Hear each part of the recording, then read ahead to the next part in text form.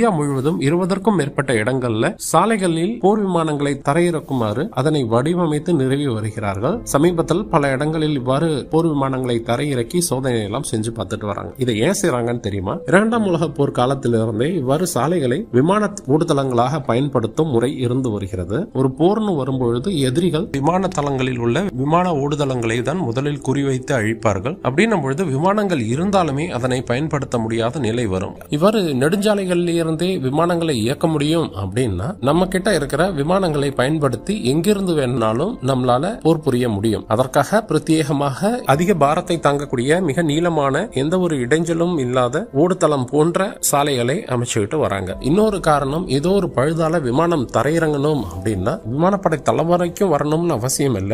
எங்கு அருகாமையில இந்த மாதிரி இடங்கள் இருக்கிறதோ அங்கு தரையிறக்கலாம். பல 100 கோடி ரூபாய் மதிப்புள்ள விமானங்களையும் காப்பாற்றலாம் என்று அதுவும் ஒரு காரணம்.